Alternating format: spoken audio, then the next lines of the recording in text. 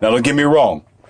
I'm not saying that Similac and fake milk is a reason for autism, for diabetes, and for the way that these kids are coming out of the womb deformed. That's not what I'm saying. What I'm saying is it's the reason for the disconnect of the children to your God species self. That's what I'm talking about. All I'm doing is degrading the infant. I'm just degrading the milk. I'm just destroying the idea of replacing a natural mother for something that's created from man.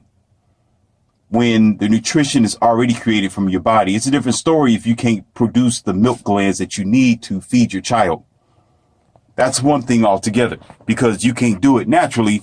So you need an external source, which generally that's what some of the stuff was made for. Okay. And I'm not saying that it's not good for the child all the way around, because it do have nutrition and there's some vitamins that are provided within some of the milk that they make for your children. All right. What I'm saying is your number one choice, your number one idea, the number one activity you should be doing is breastfeeding your child, to stay connected with that child. The moment you get lazy and you disconnect that child, you are disconnecting that child for something that's even more important than nutrition. And that is the connection to that child's instincts, the connection to that child's third eye potential, the connection to that child's ability to have a higher mind based on the universe, not based on your human dynamic. You understand? That threw me off track for a minute there. But the boogeyman issue about the shaman, the scientist, and all that. Now, yes, science is a form of nature. Okay, I'm not saying that it isn't. It is a form of nature. Of course, that's where you get your science from. When putting the minerals and the items together, putting the elements together as you should to create the thing. Okay. But as we know today, not everything, but mostly everything we put our hands on, we poison it. We always create things that are bad than there are things that are good, because we want to make a profit, and we do too much of it. We go too far with what we create. All right. So science is okay, but we usually use it for evil than for good. However, the boogeyman issue is based on the dynamic of worrying about what's going to happen after you die, after you pass away. Okay. And the thing is about a shaman or a person who's able to have a voodoo complex, okay, isn't based on you needing to fear that person. And I'll put it like this. There was a teacher once upon a time, and I don't know if you know about this guy. He would say that you have to be careful what you do in your life, and you have to bear kids and children. And if you don't, then you'll have nothing to come back to when you pass away. You don't have no child to carry on your genetics, and you won't be able to get to your next paradigm because you have nothing to flip over to. Basically, I know it sounds like a bunch of nonsense, but that's the way that you can surmise it. That's the way that you can sum it up when you get the entire message. I just can't talk about it in this audio. It's going to extend it too long. Okay. And at the end, he began to talk about how the shamans are those with a special craft, have the ability to determine your fate, or the ability to determine what you used to do when you pass away, while your cadaver or your carcass or your body, whatever you don't call it, this part of you is laying there in its still motion. Then, of course, we all understand this complex where you'll be judged. You know, your spirit will be sent up to the sky, and you judged by this, the ultimate boogeyman, which is God, the ultimate father boogeyman. Okay. And this would be my addition to this sort of idea. Okay. about any type of person that may be greater than you, whether they may be some sort of strange alien, whether they are a shaman, whether they are a voodoo master or a hakubu master, or they're just this great alien scientific person that we know not of. Okay? The point is, you still don't need to fear what's going to happen to you at the end of the road. Just because there may be a person who is greater than you, who, not greater, but who have more talent than you. They may be more skilled at a trade than you are. They may be a lot more capable than you. That don't mean you need to fear them or think that they're more superior than you are. They just able to do things that you can't do. For example, let me make it very simple to you, okay? Because I was a teenager when I was listening to this, and I began to worry about the end of the road and how I'm going to be judged and where my soul's going to be and this sort of thing, and respect those who have superiority over you. That never settled right with me anyway, because I'm an alpha guy. As an alpha man, I can care less who's number one. I'm not going to look at you because you think you're number one. I do not care about who's in the front seat. I can't help it. It's just genetic. It's one of my genetic inheritance, not from my father, just who I am. Okay, I told you I'm a star child. I am not like him. Me and my father is like night and day. I can tell you right now, he is the worst blue pill beta that I can ever imagine. But yet parents aren't perfect, and I forgive him, and I still love him nonetheless. But he's nothing like me. All right. This energy that I have comes from the universe. It comes from somewhere else. Or some of you may say, oh, it comes from God. Yeah. I was born this way. To be fearless, not to be concerned about who you think you are. So let me give you a small example here. I pump iron. I'm a martial artist. The small things that I tell you about and teach you in this academy, right? So you have an individual called The Rock or called Vin Diesel. Okay. Now, just because they may be in Hollywood somewhere, they're famous, they're making money. A lot of women may be more interested in them than they would be me. Most likely they would be, based on their fame and probably based on how they look. Okay. But the truth about it is, what's the point in me worrying about their status or how great they are in their circle? And I'm not the type of person where I think that they are better than me. Or to the point, here we go, to the point where I need their autograph, to the point where I'm like, oh, that's Vin Diesel. Oh my God. Oh, there's The Rock. Oh, I look up to you. You are my hero. You are my role model. Here's the difference between the alpha and a beta. Okay, hold on. Let me take a drink on this because it seemed like my voice is getting kind of hoarse. Hold on now.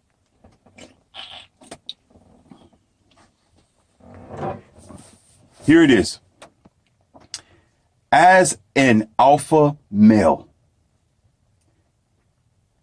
I don't give two rats' tails, a stinky pig, and a dead dog in a alley somewhere that I don't even know of about who they are, where they come from, and how many people like them or how famous they are. I am not concerned about getting their autograph. As a matter of fact, I won't flinch. All right. If they have something to say, then I'll say something. When they want my autograph, then I'll be interested in getting their autograph. But I'm not like a lot of these peon beta guys who always say, oh, you know who this is? Oh, he's so fake. You know who this guy is? Do you know who this guy is? Oh, you should get their autograph. I took a trip out of town. This was like 2 years ago. And, Peyton Manning was doing a little bit of traveling. He was at this school area, right? And I just so happened to be there in that vicinity talking to several people. And I seen Peyton Manning walk past, right? And I knew who he was, but I was sitting there writing something on the notepad. And I was like, oh, okay, yeah, that's cool. Oh, this Peyton man, y'all. I wonder what he's up to today. Right? I had a couple of females that were with me at the time. No, I wasn't with them. Okay. There's this thing that I like to practice. Keep your friends close, but keep your enemies closer, sort of ordeal. Okay. So one of them grabbed my shoulder. Who know that? Oh, that's Peyton Manning. Let me get her. No, I gotta get his autograph. Can I go get his autograph? I gotta get it. I'm like, calm down. I'm like, dang, calm down. She started scratching my arm, almost pulling my arm out the socket. I'm like, listen. I'm like, calm down. He's just a man. He's just a man. If you want to go get his autograph, go have fun. Go have at it. You say, why are you so nonchalant? That's fair. I'm like, why do I care? I was telling her, why do I care? What's the difference between him and me? The fact that he's an ex-football player, he's popular, and he's a different type of dude, raised from a different type of town.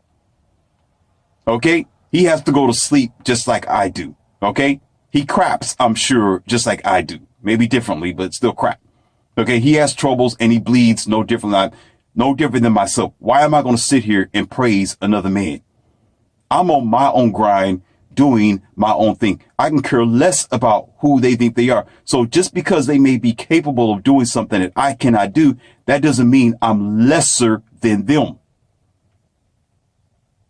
So, of course, when it was all said and done and she got the autograph and she started coming back to me, how come you didn't go over there and introduce yourself? You should have shook his hand. You should have said hello. Blah, blah, blah, blah, blah, blah. You said, blah, blah. I'm like, I told her, I said, listen, I'm not interested in another man. If I want to shake it, if I'm enthralled about another man, you might as well call me gay and a homosexual. I don't care who he is. He can be the president. He can walk his ass on by. I don't care. I'm not interested in what he has to do or what his business is. I'm interested in myself. That's the difference between being an alpha and a beta. A beta is always going to be looking up to somebody else. An alpha doesn't. I don't look up to no damn body. Do you understand? I don't have that type. I may be inspired by several guys. There may be some people in the past like Arnold Schwarzenegger and Sylvester Stallone or Bruce Lee, different people like that, or different spokespeople, maybe Malcolm X or someone. Very wise guys who spoke the truth, but I'm not going to look up at them as if they was my hero and I am lesser than who they are. It's not even genetically possible for me. I'm the first one to scoff and walk the next way. And it has nothing to do with jealousy. I'm just not looking up at anybody. I got my own grind. I'm taking care of myself. That's not even pride either. Here it is. Y'all ready? I'm going to say it like Patrice O'Neal. Are you ready? It's because I have confidence in my own skin. It's because I am gratified of myself, where I know that I am not better nor less than the next man. I am simply just a man. And I'm not going to grovel to anybody else. Whether they like it or not, I am going to be who I am. Simple as that. So let's bridge this over to this idea of a dangerous shaman, over voodoo, over witchcraft, over heavy science that we don't understand. Or for some of you fearful people with your panties over your head, oh, there's an alien somewhere who's going to take our bodies and churn it out. And I just don't know what's going to happen to me when I die. Does it matter? Still, there is no need to fear that which you don't understand. Let me say it again. There's no need to fear that which you don't understand.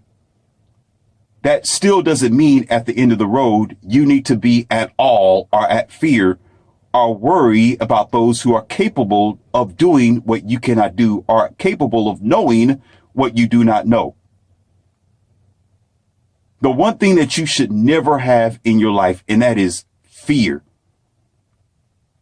The moment you have fear over someone or of something, you're finished.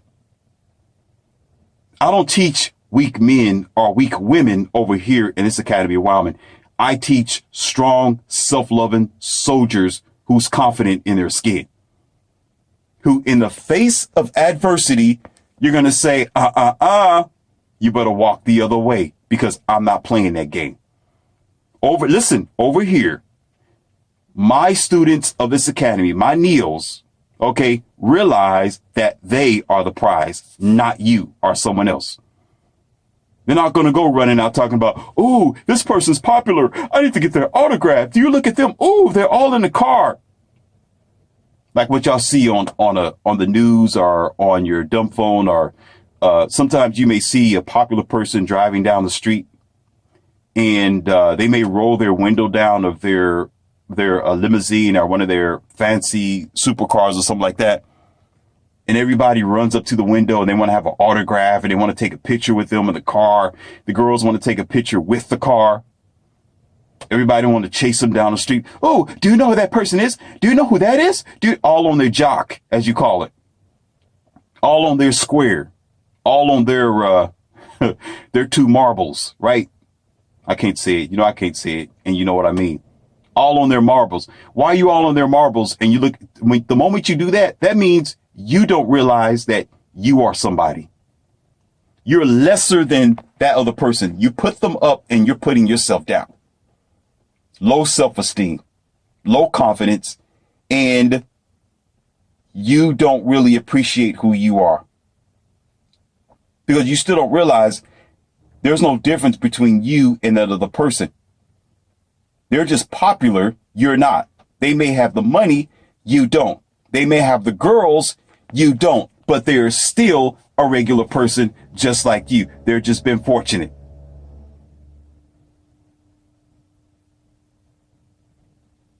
See, there's a lot of people that don't like me, and I don't care. Alphas don't care about that. Real masculine men don't care that people don't like them. I don't care. Because I got my own, and that's the problem with this generation. That's one of the real problems of this country. Men who jump off their square and they go duck underneath the bed like a little girly man and scared to be himself and want to praise everybody else and neglect his own self-quality, neglect him being the virtue and the value and the potential reason for the future. And when he do that, that's why everybody else take the reins. That's why everybody else say, oh, you don't want to drive? I'll drive. I'll jump in the driver's seat and I'll do it since you are a coward and you want to sit in the back seat. Not Morpheus over here. See, the boogeyman has been programmed into our mind as children. The boogeyman is always these strange entities that we think can destroy us. Or it's this sort of revelation mindset where if you don't get right by God, God's going to strike you down sort of ordeal. If you don't live by the Bible, God's going to throw you into the pit of hell. If you don't do right, there's going to be someone that's going to come by and slap you down, right? Take all your money, take your life, take your women, take your children, and just lock you away forever if you don't do right. We don't comprehend that there's two different programs that we don't get. There's a difference between doing right and doing wrong. And I'm not talking about the law here. That should be common sense. And I shouldn't even have to talk about that. You should know what you are supposed to do in your common land, in your state, in your city. There's laws. There's the things that you just don't do by common sense. You don't hurt the next person, or you don't steal from the next person. You don't rob them. You don't just the list goes on. I can't even talk about it here. I don't need to. There's a thing that you should know you should not do. Even if there wasn't a law not to do it, you just shouldn't do it anyway because you should know it's wrong. But we are so disconnected with our human superiority where we need fear of the boogeyman in all the shapes and forms. We need fear of a sky daddy, just like what you do when you're a child, when you're like 6 years old and somebody says, I'm going to tell mommy, I'm going to tell daddy, I'm going to go tell your daddy. As we grow older, we really don't mature. We just grow older. We don't mature. We're still scared of the boogeyman. we're grown adults, 45, 50, 60, 30 some years old, still looking up to Sky Daddy and looking in the closets for the boogeyman. And we intermingle it. That's the stupid thing. You intermingle it from the physical law of your town, city, and state versus your mental and your spiritual law, which is two different things altogether. But you mend it together as the same and try to staple it as God. When most times it's science. Most times it's magic that you don't understand because you're so stuck on your magical computer, which all you need to do is push buttons and do animatronics and graphics. So therefore, anything outside of that, it's beyond your reach. And when a Morpheus like me comes around and swoops down with my black jacket and this red pill, you think I'm out of my mind. No, you don't understand that you are in a mind block situation and you happily programmed. I'm not like you. I see things differently and I see other dimensions of what you see because you're comfortable. That's why there's a such thing as a limit. I ain't gonna go there. Y'all not ready for that. A limited factor of the human species. I'm going to talk about that probably in the future when I know that y'all are ready for it. The limited factor is a very deep, acceptable, reseated programming within yourself that the way that you think and your lifestyle is accepting your fall away. What that means is you are accepting a limited life. You're accepting to be a lower species than the superior one. You're accepting your inferior weaknesses and your limits instead of overcoming them and being the superpower that you are within yourself based on the programming that the matrix have put before you. You begin to accept the poison pill, basically, in which we're not going to get into in this audio. Just a little breadcrumb to put on your mind.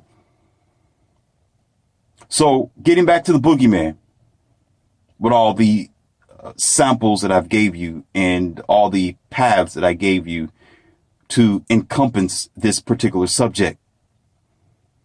Most people that I have a conversation with, why this is vital, you'd be like, Morpheus, why are you talking about this? Why are you talking about a boogeyman? I'm a grown person and we're over that. No, you're not.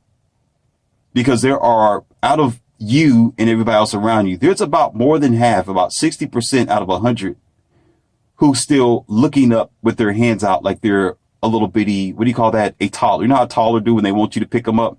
Like, pick me up, pick me up, pick me up. They're doing that to the sky. They're doing that to their religion. They're doing that to their idea of what's going to happen to them at the end of the road with all the programming.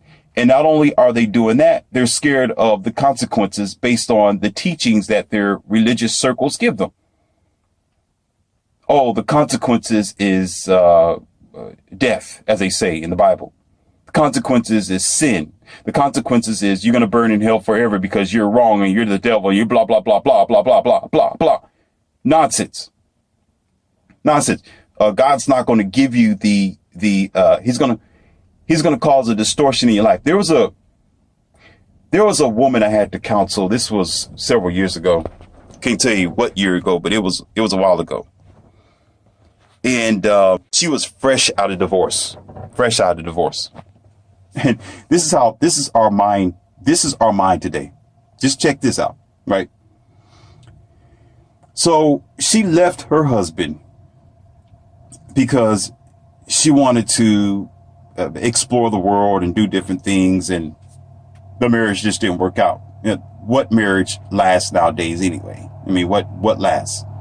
Okay, that's a no-brainer there. You know, we're never consistent. We're never content anyway, because that's what we program ourselves to be. That's just part of the system I was telling you about a moment ago, accepting the limitation of our inferiorities. Okay, we accept it, so we have to suffer the results. I don't know why you guys do that. I have the audio that I just made an audio called Keeping Fire in My Relationship. I talk about this. I don't know why y'all get married or get in a relationship and you have no long vision. I don't know why you do it. I don't understand how you could. Divorce to me is like, it's like you commit suicide. You just jump, you climb on top of the building, the highest building, and you jump over. The question is, how did it even get to that point? Did you vet the person out? Did you think about this when you got with them? Like, oh, they changed on me. They were so nice the first 2 years, and then they started being abusive and they started taking control. No, shut up. Shut up. Like what they do on, what's that, Three Stooges? One of the Three Stooges would always say, shut up. Stop lying to yourself. No, you just had short vision. That's your problem. Because there is every sign possible with that person that you're going to get with. Most people cannot keep their mask on for too long. In the dating process that leads up to you saying, oh, will you marry me? To the process of that very night, to the first few months or years when you're with that person, you've already seen all the red flags you needed. But what you say, oh, I'm going to do it anyway. It's better to marry than to burn. And now you're burning because you climbed all the way on top of the tallest building and you skydived without a parachute or a bungee cord. With your degrees in your back pocket and your Harvard University tags on your car. That's genius.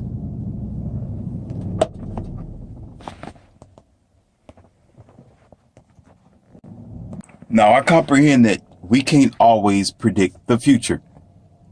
And people do have the potential to flip-flop on you overnight if you're not careful. But most of us do not do the measure, the testing, and the venting and the filtering and the standards first before we even get engaged, but we get married anyway.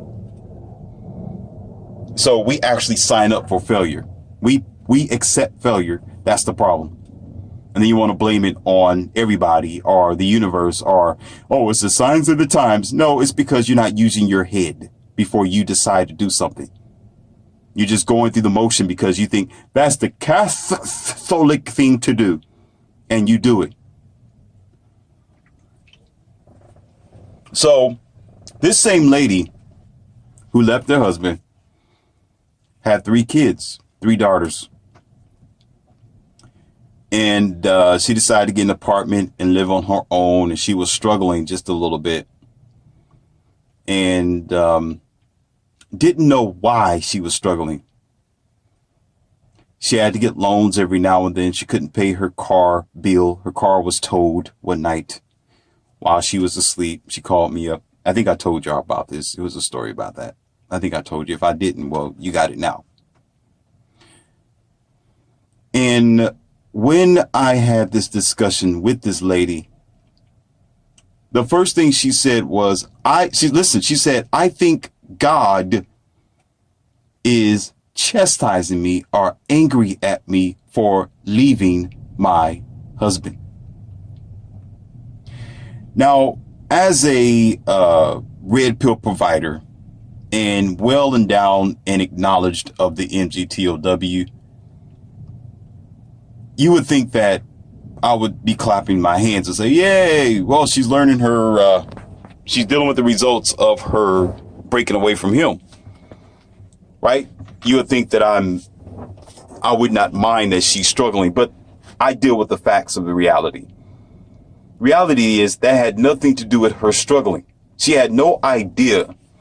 And this was supposed to be somebody who was in the professional circles. I'm not going to say what it was. Otherwise, she'll know who she is. So I'm not going to say, but she was in the professional circles.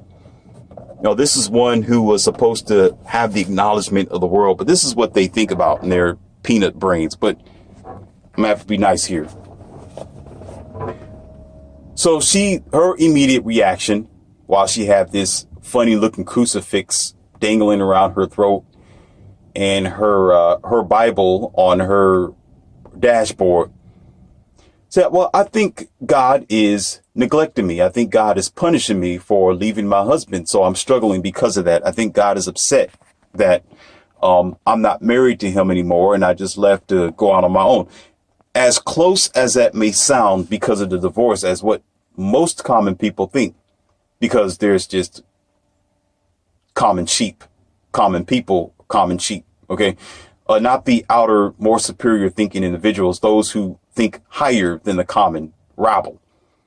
Okay. It's not going to be a genius. It's going to be those who just go along with the program who's going to immediately agree with her and say, oh, yeah, I think that may be true that God is punishing you. I mean, you got your car towed, you're struggling financially. Maybe God is disappointed in you leaving your husband. No, because it's simply mathematical equations and it's simple nature and it's simple science. The fact is, her husband was her partner. It had nothing to do with God. Her husband was her partner. He paid for almost everything. Almost everything. Of course, that's what husbands do on a general basis. All right. He paid the bills. He paid her phone bill. He helped her with her car payments and bill. And the daughters was with him. So he would take the daughters places wherever they needed to go. So because she decided to disconnect herself from her husband, she suffered. She went through a lot of the heavy burden of paying her way that the husband was usually doing. So that additional labor that he was taking care of was heaped upon her, which was a natural occurrence, which was an obvious occurrence that had nothing to do with God, nothing to do with the inroad, and nothing to do with being scorned by her religious idea. See, we're so captivated by the mythical unicorns of the boogeymans that we don't see, don't know anything about, where we blend it into common sense. We destroy common sense and we think it's all religious, or for some people that it's spiritual. That's for the second grade dumbology people who graduated from that lesson, which taught them how to be stupider. Okay. When you start equating scientific evidence, you start adding, or shall I say, taking away the algorithms of life and try to say, oh, this is a spiritual problem. We're in a spiritual warfare. Yep. I know y'all heard that before. This is a spiritual battle between God and the devil. The battle is not ours. Now, I know that kind of wrinkled somebody's nose right there. The battle is not ours. It is God's battle. It's amazing that you say that, but you're responsible for brushing your own yellow teeth. You're responsible for washing that stinky shirt and pants that you've wore 2 days now. You're responsible for changing your own stinky socks, washing your dandruff-filled hair. You're responsible for locking the door of your house or your apartment. You are responsible for keeping your own key fob, keeping your own car in the garage, paying attention and following the rules and the laws of the land. You are responsible as an adult to take care of whatever responsibilities that you tacked onto. But as soon as life comes to you, the first thing that you're going to say is, oh, the battle is not ours, it's God's. I graduated from Wesleyan University, and this is all I get from the professor, is to put aside logic, science, and nature, and just consider this to be a invincible boogeyman situation. When all we are dealing with is the extended bad behavior of human beings at large, and it's catching up to you. There's an expression about this, and I can't get very technical with it because I know I'm going to mess it up. But I'm going to try to make it simple for you. I did this before, but let me help you out. But Neil, you're not silly or stupid. I'm just saying this for those in the back of the classroom. All right, because there's some new people to the classroom and they need a little help. So let me pull out some Infamil and some Similac and help them to open up their eyes a little bit. Because I don't have any nipples for them. So they're not going to get it here. Okay? If everybody is in a room and we all got a bag of trash, right? We know we should not throw this trash on the ground or on the floor. And everybody over time, keep throwing one piece of trash on the floor over and over again, and it's not being cleaned up. Listen carefully. Shut your mouth and listen. And let's do this for, let's say, for a year.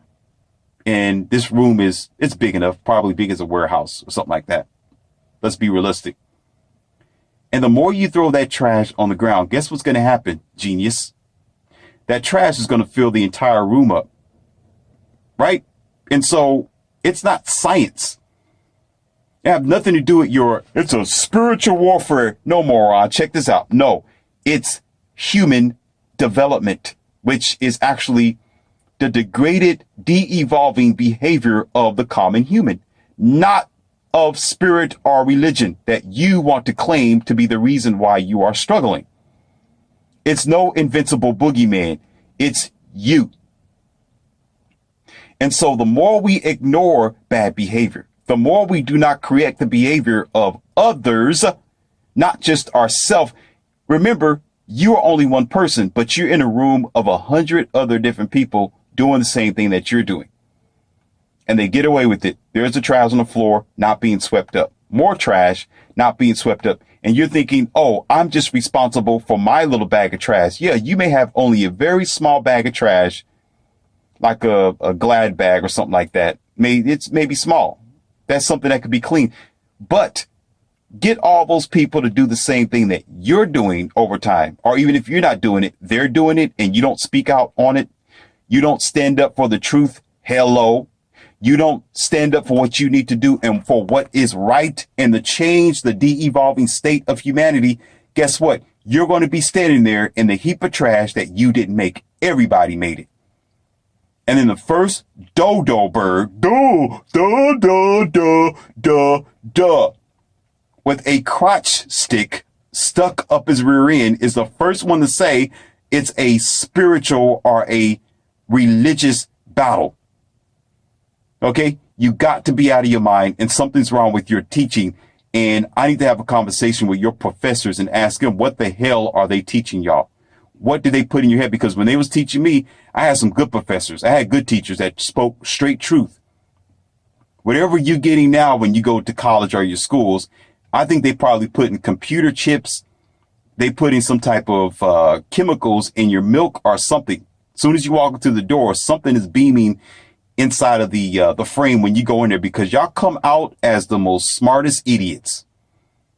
And that's the first thing you think. Oh, it's a spiritual warfare. Like, don't you? Let me stop. Let me quit. Do you not understand physics? Do you not understand what's going on in your country today? That time makes a big difference. It's going to make a big difference if everybody throws a wad of paper on the ground and nobody cleans it up and they do it for 10 years. Don't you understand? You're going to be swathed in a swamp of junk. That's not spiritual. It is, listen, it's the results of unchecked bad behavior.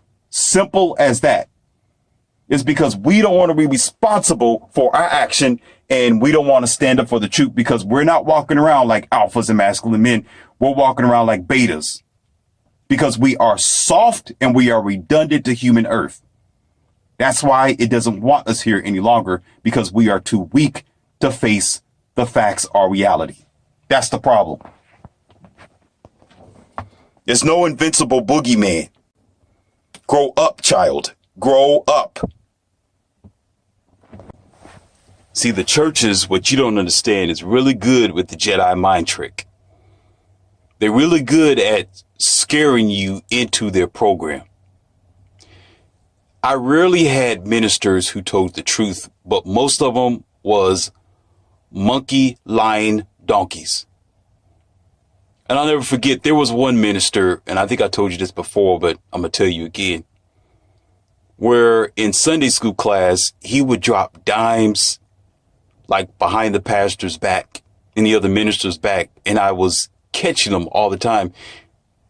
And I was scratching my head because he was going against what they were teaching.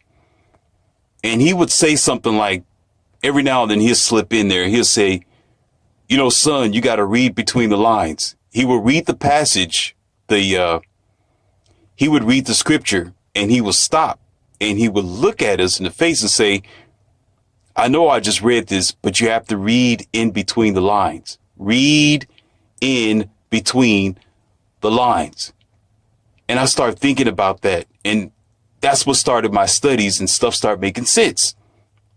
But then there was another pastor, another minister, who was getting ready to be the master. The pastor was going to say master. Nobody no master over me. Take that somewhere else. No, but he was getting ready to be the new minister, the new pastor of the church. And he was sitting in the back of the back of the church. And I was getting ready to walk out. And I was going to walk out to go to the car because I was upset that day because there's some things they said that didn't settle well with me. Now, again, I'm 15, 16 years old. All right. Just imagine. Because what they were saying went against everything that I was dealing with in reality. They were just trying to mind wash me, to deprogram my masculinity and make me soft like the rest of them. Standing in there with some hocus pocus idea. So on the way out, he stopped mid stride and put his hands on my shoulders, right? And he said, where are you going? Are you going to the bathroom? Or are you right? Because right in the middle of minister, the middle of where the pastor was doing his sermon, right? Like, this is disrespectful and, you should sit down and wait till you're done. I said, no, I got other things to do. He said, what? Well, what did you say, young man? And he tried to be all stern and serious. He said, there are many young men that have left the church and they never came back alive. I know another young man who left and he got hit by a car and he never returned. I said, listen, I said, either you remove your arm from my shoulders, or right here in front of everybody, I will prove to them and you that little Morpheus has nothing to lose. And I looked him straight in the face. I said, I have nothing to lose. Get your arm off of my shoulders. And he hesitated for a moment. And he stood back and sat right back down and kept looking at me. And the other ministers that was out the door, there was two ushers. They just sat back with their little smiley face. You know how most of the ushers were females, at least at that time. Now you got male ushers. Lord have mercy. And they just kept a little small, squirky smile on their face. And I walked right on out to the car and sat there for a good 30 minutes. All right. Until one of the parents came out there and I had to deal with them as well. But still, they were in cognitive dissonance. And guess what? Guess what? Morpheus is talking to you right now. Guess what?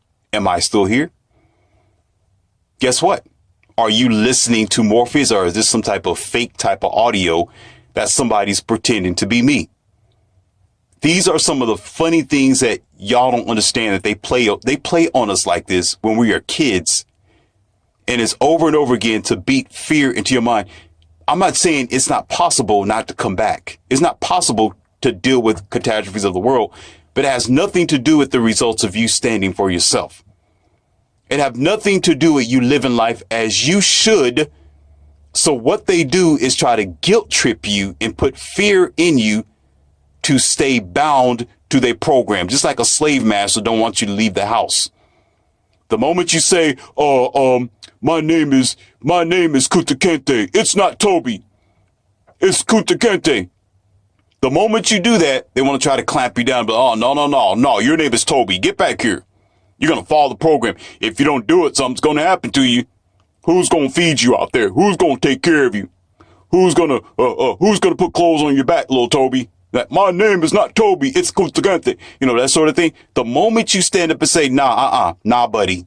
No, buddy. No, I am my own God. You understand? I'm responsible for myself. I'm a man. I need to go out there, get the shovel. I need to go get the pickaxe. I need to get the hammer and the nail, and I need to make my life for myself. I'm going to go sit here and let you program my mind. There is no boogeyman. You can boogie your funny looking, narrow, crooked somewhere else. to bleep that out. Don't you come over here with your lies and your deception. You got what I'm saying?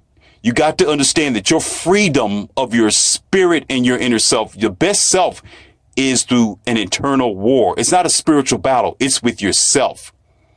It's with accepting reality and understand that we have been bamboozled as children to worry about a hidden boogeyman. Like I said, even if that boogeyman is smarter than us, they are a shaman, they're a witcher, they're witchcraft, they're whatever else that we don't know about on planet Earth. Doesn't matter.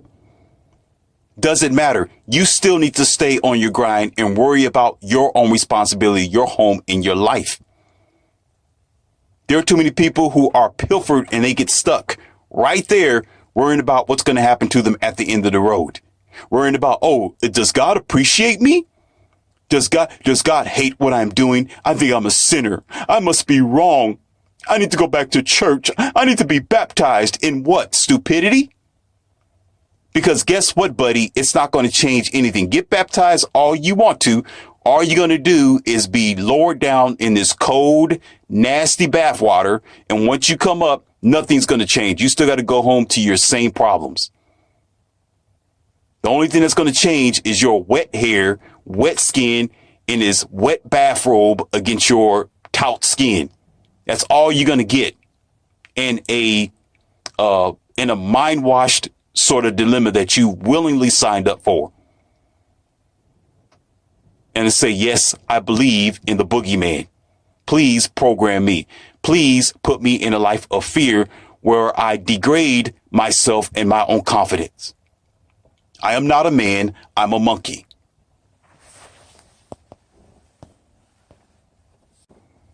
Now, as we are nearing the closure of this lesson today, I got some other things to put on your mind. And this has a lot to do with what I told you in the beginning about the sloth. Okay? And I have a principle that I always say that you should take into your own life if you choose to do so. And that is either it is or it isn't.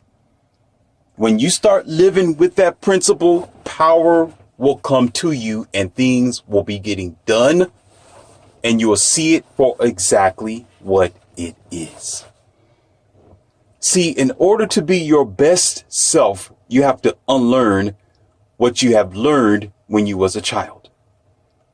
What that means is you have to know that you was vulnerable for a extended part of your life, that you had no power over what was given to you from the ages of 1 to consciousness. And most times that's not even when you're 19 years old. Oftentimes it's a little bit longer than that. Depends on when you come to enlightenment. When you open up your eyes. There are some people who think that their eyes was open because they received a gift of the boogeyman, which some of you call it the Holy Ghost.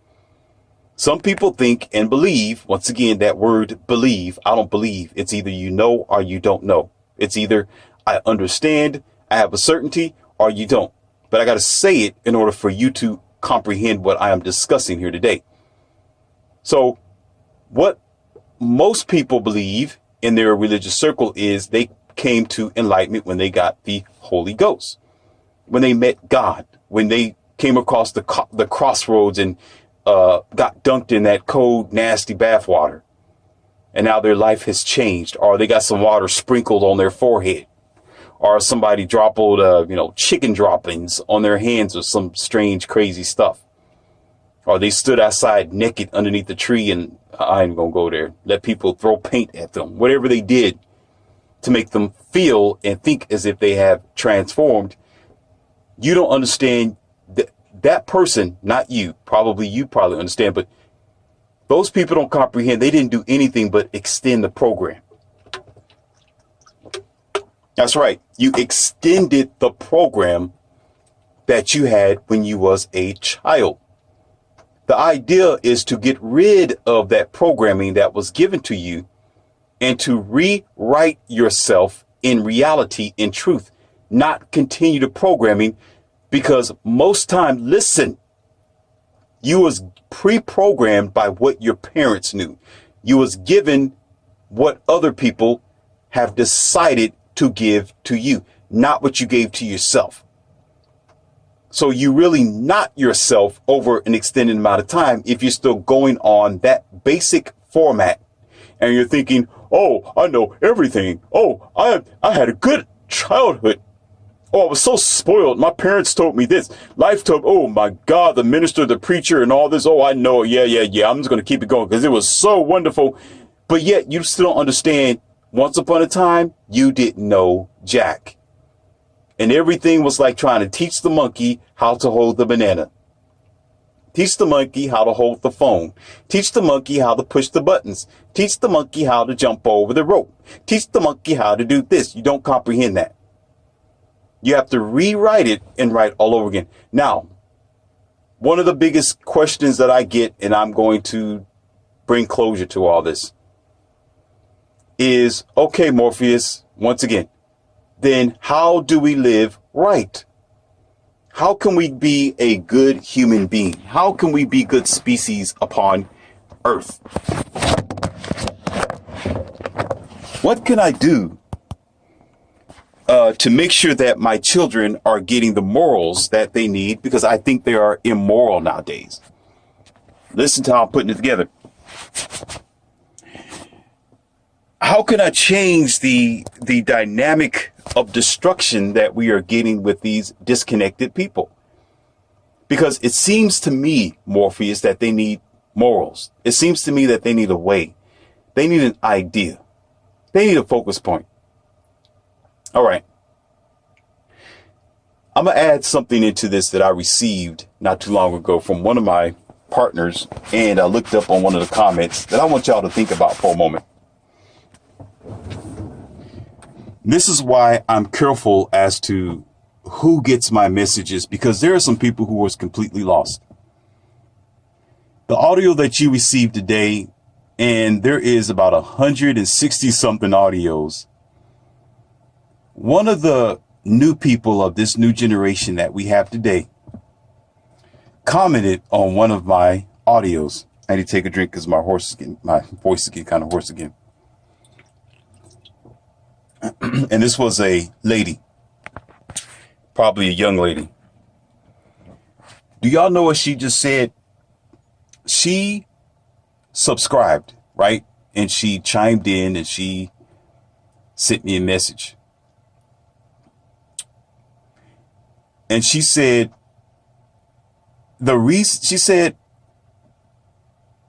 I don't like what you're talking about because it has nothing to do with anybody else but men. You're teaching men morals. So I don't see the point of being a subscriber. Now, in all the rest of my audios, you know I talk about practically everything. Just like today, I've spoken about spirituality. I speak about cars. I speak about health. I speak about family, and I speak about children. But you got this new person who was raised up by Similac, probably chicken wings, and oh my goodness, this is probably one of the new people that is from the dumb phone age today, who is so lackluster where they can't take their funny looking finger and peruse the rest of the messages. They're so quick and impatient where they assume automatically, because there may be men in my conversation, and I do have an 80-20 rule. Most of it generally is going to be for men, but it's for everyone, right? There's no scrutiny. There's no hatred. There's no separation or segregation or debauchery or debasement of culture in my studies. But yet she's so smart. She's so sharp where the only response is, you're teaching men morals. Nowhere in my audios have I ever said that I am teaching men morals. You don't teach morals. Morals is something that is going to be an example, and it's what's within that individual. All you can do is guide a person to what they can and cannot do. They have nothing to do with morals. When everything I teach is based on empowerment. So that's just something I want to throw at you guys and let you know what kind of smart people we have warming the world today. We got people who are, they're really raised by Similac. They got problems. They don't want to learn. They don't want to receive the information. And this goes along with what I'm getting ready to say here about the sloth, about morals, about getting yourself right and wanting to be holy towards God or whatever your religion is. Okay? I'm going to ask you a question. Maybe you can figure this out because you're the geniuses. I'm not. You know, I'm a bit slow at this. And I did not graduate from first grade. You know, I don't have a degree in humanity. I have troubles tying my shoe. And every time I try to eat a bowl of cereal or oatmeal, I miss my mouth and it falls down my chest. Okay. I have troubles folding my own bed, folding my own clothes. And sometimes I forget where the front door is and my car keys. So maybe you can help me out with this one here. Okay. How long have human beings been on planet Earth? That's a golden question, right? How long? Now, let's do another equation here. Let's do math on this one. How long have religion been here provided? And how many generations with the older, more ancient classic like homeschool pastors and preachers that used to be here that may not be here no longer? It's been generation after generation, right? It's been a long time. Now, the mosque has been here for a long time. Okay. The idea of Buddhists have been here for a long time. The cathedrals and the Catholic faith and the Roman Church have been here for a long time. Right? Now, let me throw something at you for a moment here. The task of information is to pass on that information. Am I right? So that number that you probably receive as to how long humans been here and how long that faith have existed from the past, if you're a historian or a just shoot or I can't pronounce it. I think I probably said it right. A just shoot.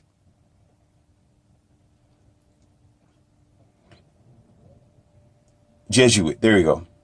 Okay. Now I'm saying it right. A Jesuit or what do you call that? A Bible scholar or a so-called historian, which I don't trust anyway. I wouldn't trust them with my back pocket or my wallet.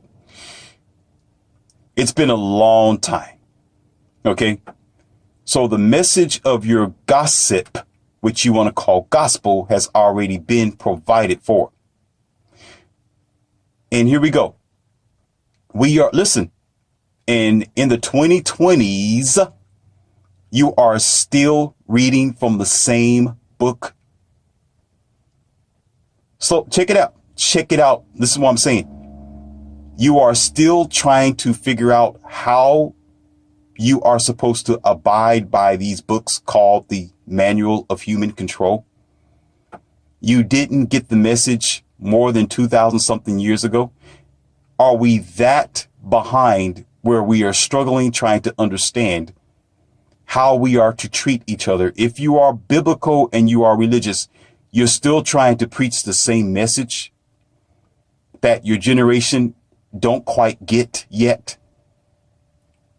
That's a sloth. That's almost like you put a sloth all the way down at the end of the parking lot and it's a mile long. And if the sloth survives, okay, let's just say it does animatically. Let's play with this for a little bit. Let's say the sloth survives. That means it's almost like you're waiting for a mile. You're sitting there, you're at the finish line and you're waiting for this sloth to finally meet you. You're going to be waiting for a long damn time before that sloth reaches where you are. You're going to listen. Generations are going to pass before you meet that sloth. Your I can't even go there, but you know what generations are, your grandpa, mom, and others, the clock is going to stop and generations are going to be sprouted right there before that sloth meets you. Okay.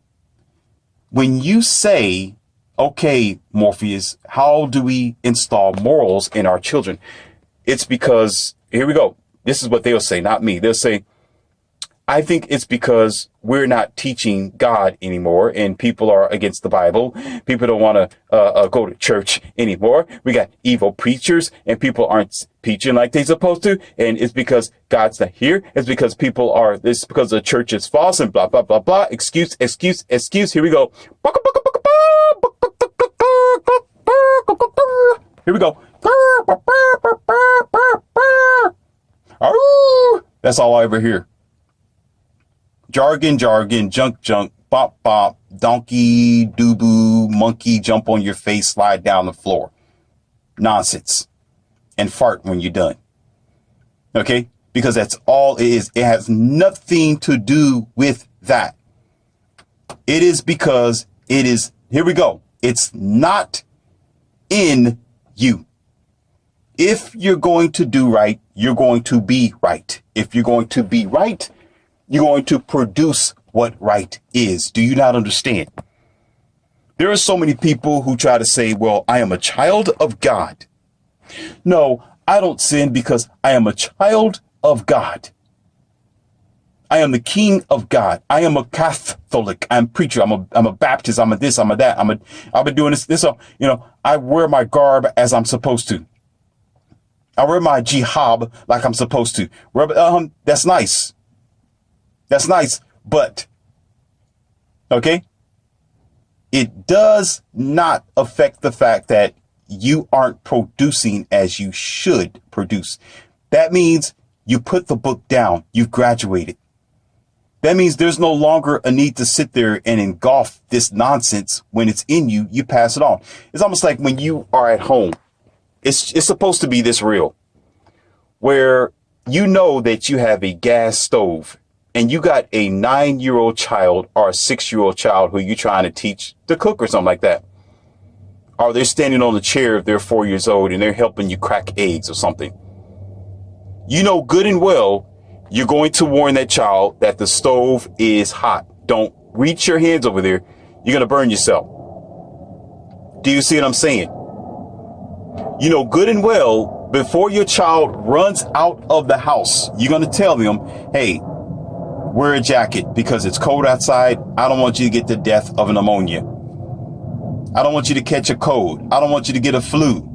So wear a jacket before you leave the house. Put some hand sanitizer on your hand. Wash your hands. Brush your teeth. You're going to do these things. You're going to tell them take a bath before bed or after bed or whatever. When you wake up in the morning, whatever time you do your bath, to smell fresh, to be clean. You're going to do these things. You're going to tell them to lock the door, close the window. You're going to do these things naturally because it's not moralistic. It's a thing to do because it's important. Am I right or am I wrong? When you know how serious your religion's supposed to be or what you think your boogeyman God is, it shouldn't even be a point now where you as an adult need to be taught what it is. You should have already passed on that knowledge to your next generation. And if you're not doing that because you know it's insignificant, and if your child isn't getting the message, it's because, once again, it's insignificant and it wasn't in you. That means you didn't learn your lesson. After 2,000 or more years, you still didn't get the message. That's a sloth. It has nothing to do with God. It has nothing to do with the reason why the generations is the way that it is. It's because in most of humanity, okay, we simply aren't good. We're not good for Earth and we're not good for ourselves. That's the answer that we don't want to face. Because once again, in the beginning, what did I say? I'm always blaming the next person. Always blaming our faults on a boogeyman. Always looking up for a sky daddy to guide us along the way. That's why you have your biblical text. That's why you got religion, because it's the manual of human control, because you can't control yourself. I cannot throw that fact at you enough until it sinks home. The moment you get rid of the manual of human control in all its form, places, and ideology is the moment you grow your ass up and act like a man and a woman like you're supposed to. The moment you start taking responsibility for your own damn actions. The moment you start realizing, listen, here we go. Either I am or I am not. Either I am going to be or I'm not going to be. The fact is, we're not.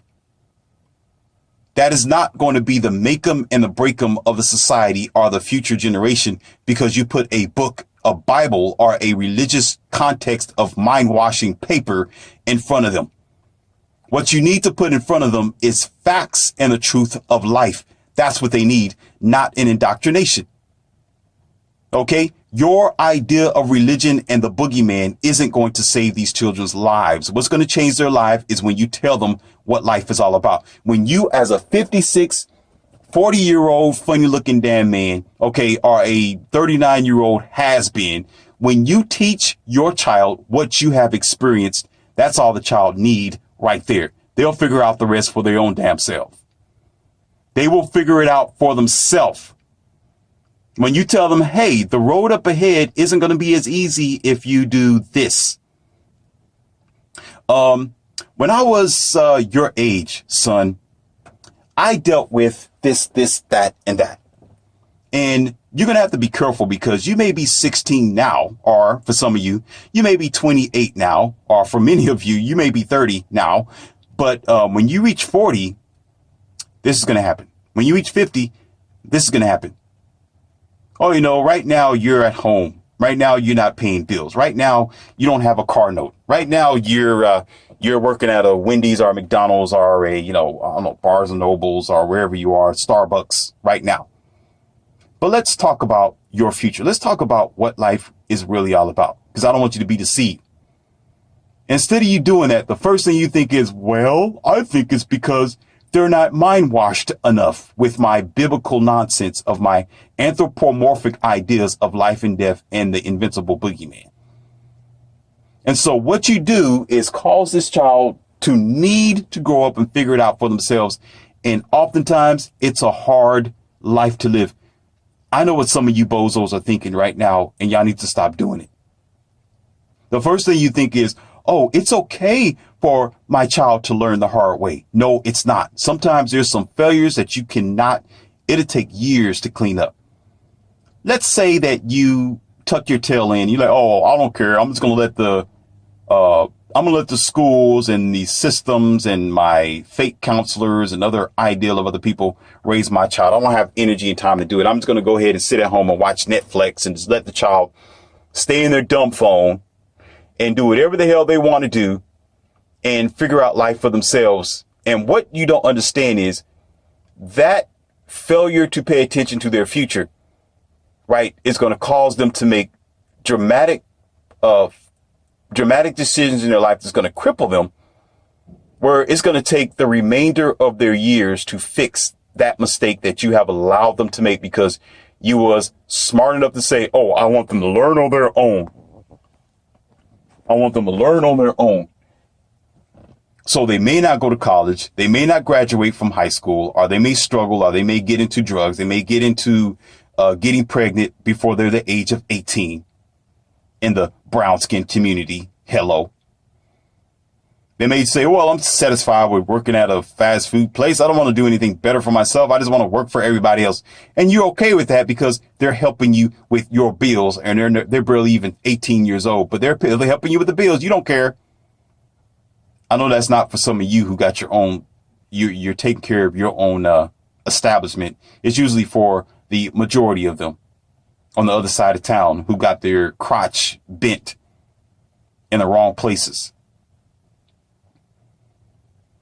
And so they end up neglecting themselves and their own inner quality and still got a Bible under their arm and deceived, in which it's going to take an immense amount of years, several years, in order for them to wash away your programming and the brainwashing that you have allowed themselves to dive into because of your failed life.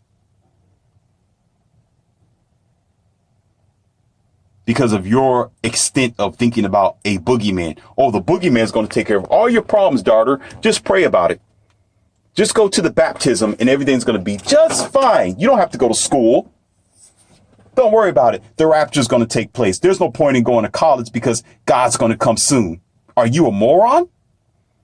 She still has to get her education and get some type of degree, get some type of educational understanding of the world that she's in today. And you know what the guarantee is? Do you know how many people skipped college, high school, had to get their GED, or had to go right back to college, or had to pay additional funds to go back to college, get these grants, FOSFA and other type of programming loans in order to repatch the failures of thinking that they were going to be rescued at any time. You know, God's going to come at any time. Don't no man know the hour or the day when the Son of Man will come, which is the most stupid thing I ever heard of before. The Son of Man. The most retard thing I've ever heard of in my life. No man knows when the Son of Man or the Son of God is coming. No man knows. You know what type of mind game that is to be playing on somebody? Oh, God's going to come at any time. Don't worry about taking care of your life, because God's going to come and wash away all your sins and all the problems of humanity. God's going to end it all. And guess what? Your bozo, clown, funny looking self will still be sitting here 15 years later, probably in a poorhouse, most likely on food stamps, most likely on Section 8, most likely suffering from college debt that you still got to pay back because you didn't correct your lens in the beginning, because your parents allowed you to dive right into stupidity, and you did the same for your own children. And then your first escape and your explanation and excuse is, well, I guess it's just the signs of the times. While your teeth is missing in your front lip. I guess it's the signs of the times. No, it's just that you accepted your life to be based on a low IQ. Because you lived it in action. We should have been better by now. And you know what the excuse is? It's always a biblical text.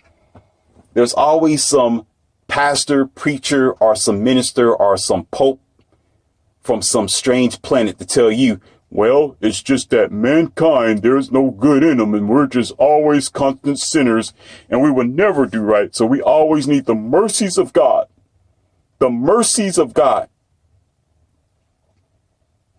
Okay, so the question I'll be asking is, how long are you going to play this weak, fragile monkey? When are you going to stand up and be an advanced species, an advanced race, and bring out the superiority that you know you're capable of? And stop listening to those pimps and start listening to real knowledge and put power to your mouth and to your action. Only animals have good sense to evolve. Listen, I'm having troubles trying to understand this. I have troubles with this. I'm struggling and I'm stampering over this. How long have we been here and we are still acting stupid? Do we not know what evolution is? We should be better by now. You know why we're not? Because we're still holding on to the same old retard, backwash, low-hanging, degraded, de-evolved ideas that the others that have come before us have held on to it. Instead of programming you to be better, you're programmed to be stupider instead. And it's a conflict. And it's so bad where we think, I want to have this new age modern life, but pretend I'm back in 1940. But, y'all need a cigar. Y'all need a really big fat cigar. Those are two different times. You know how I know this? You know how MGTOW and Red Pill and leaders like myself know this? Because we are requiring the morals, the home value. We want the relationship. We want to bond. We want to love each other. We want all the flowers and the gifts that used to be before today. We reach back in the old days where there was chivalry, where there was honor, where there was support, where it wasn't too many broken families and there was traditionalism where people was really diligent with each other. We want all that, but yet we want to live a modern today lifestyle at the same damn time. Don't you understand? That's the snake sucking itself. That's you putting your own tail in your mouth. That's how we think today. Instead of retracting, changing the path that we are on, which is a path of destruction, to do better than what we did before and to evolve. You can't have your cake and eat it too when it comes to that situation. If you want what used to be like, let's say, for example, a 1950s sort of idea and traditionalism, you got to live that way. You got to act that way. You got to treat your people that way. You got to circum your environment that way. You can't request for men to act like that. You can't request for that type of virtue or value or idealism when you're trying to take on the new idea and the new way of functioning in relationships and the life that we have today. That's why we are in a catastrophic standstill. That's why you're not going nowhere. That's like the car's transmission is going backwards, but yet you spinning the wheels trying to go forward at the same time. Or are you spinning your wheels in quicksand and saying, oh, we're getting somewhere. Yeah, let's keep driving on quicksand. We're going to get there pretty soon. The sloth.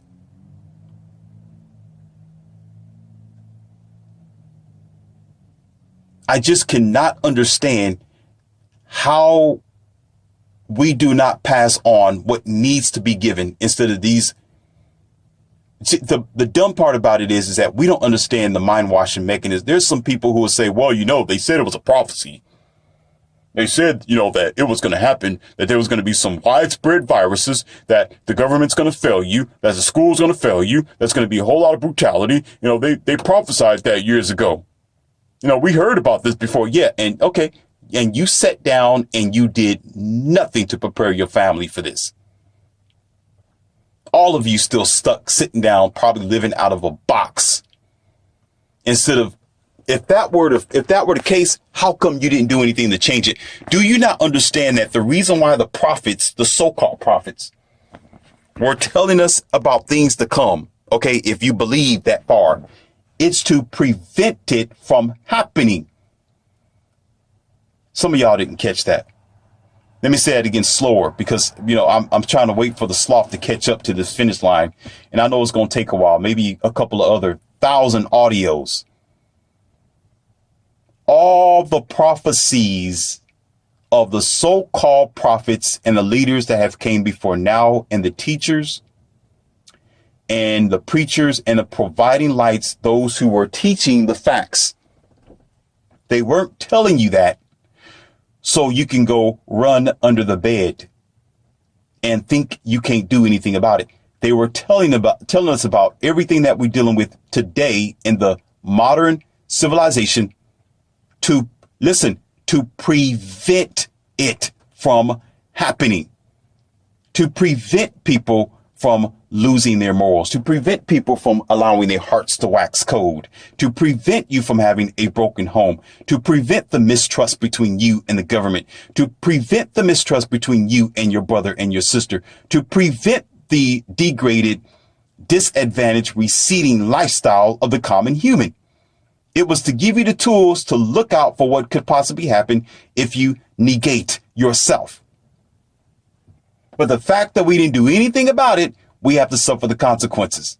That's what it was all about. It wasn't to try to say, oh, this was going to happen, so that means it's the end of the world. No, it's because you did not take the warning, because most smart people can identify human development.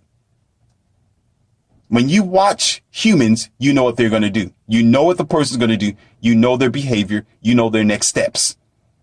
And so there were some people, instead of being on a dumb phone or on Google all the damn time and asking Sirius and Alexis who the hell they are, they picked up a book and a pencil. Do we know what that is? They traveled the country and they studied. They talked to people and they understood human development. And they said, wait a minute, warning, if y'all keep doing this, then there's going to be a decline in your country. There's going to be a decline in your social construct. There's going to be a decline in your birth. Hello. There's going to be a decline in some of your communities. But no, we are so advanced where we ignored them because we wanted a soft, plush, electrical lifestyle of laziness where we did not listen to the warnings. And now you're in the condition that you're in today, and you want to call it biblical. Oh, this is a religious warfare. This is a spiritual warfare. It's everybody against me because I am a Christian, because I'm following God, so I'm suffering just like him. No, you're suffering because y'all did nothing to prepare for the storm. So you're at the point where nobody's going to save you. You're not going to be saved because you didn't save yourself. We had all the salvation that we needed, called knowledge. That is for those who escape the graps and the grips and the deceptions of their parents being so dumbed down where all they want to do is just drag you back and forth to the cathedrals and the churches and school and never sit down and teach you. But for those who have survived and who have had the ability, like myself, to be a star child and to evolve, okay, we're the ones who've been benefiting from seeing the light code transmission, the awareness, the empowerment of the universe to see. And there are plenty of others as well who's just as acknowledgeable as Morpheus. It's just that there are plenty of them, which aren't like me or us, out there who just don't care. You want to be progressive. You want to keep creating poisons and technology and items that's not going to serve humanity. It's only going to serve your pocketbook and the stock market. But who suffers is going to be the children in the future. They're not looking forward to your technology. They need facts and they need nature now more than ever. But because we're taking it away, because we want to teach them how to be a button pusher and not to be a nature observer and to appreciate the nature that they are or the species that they are, it's going to be on the decline and it's going to constantly go that route. Then all the while, here we go again, we're looking for a boogeyman. Scared of the boogeyman. No, you're the boogeyman. We are the boogeyman. That's the problem. We're scared of our own shadow. When you should not have fear of anything. The only thing you should have fear of is failure. The only thing you should fear is failure. And we've been failing for awfully long damn time now. And comfortable about it because we live in a plush lifestyle, which is nothing but a rolling boat, strolling down the river until it sinks. With no preventative measures because we love it. Then the only thing you know how to create is another piece of technology, but not another piece of common sense. There's a such thing as doing too much, and we have done too much. So we're suffering for it. Have nothing to do with God or the devil. We're suffering for our own lack of self-control because we give that control over to other people, whether it may be by faith or your pharmaceuticals or your own personal life, and never take accountability for yourself and think for yourself.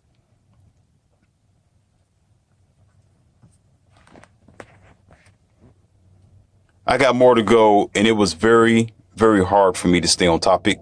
I must admit, I had to fight to prevent myself from jumping from subject to subject because there was a lot to talk about.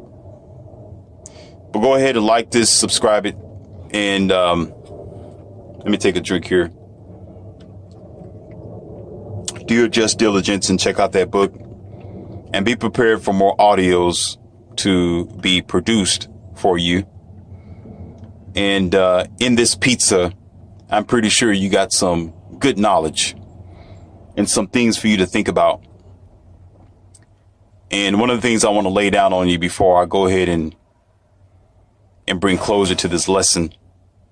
The problem is we're not accountable for reality. That's one of the biggest things. We're still grown children. And when you begin to step back and you look at how the things are developed and just listen to the conversation of most people around you, you'll soon begin to realize that they're just grown children who never deprogram themselves, and they just going on the same format. And so they're just believers. They're not knowers. They just have faith. They trust something with their idea of faith without facts. And the only way you can gather facts is if you do the science, if you do the math, if you do the equations, when you seek it out for yourself. And I cannot honor, I cannot respect, I cannot trust, nor can I stand there and have a conversation with someone who's scared of any sort of boogeyman and scared of their own shadows. Who's worrying about the end road, who's worrying about, oh my God, the nation is going to crash. What are we going to do? I cannot do that. That's not Morpheus. I don't operate in those circles. Never did. Not interested in doing that.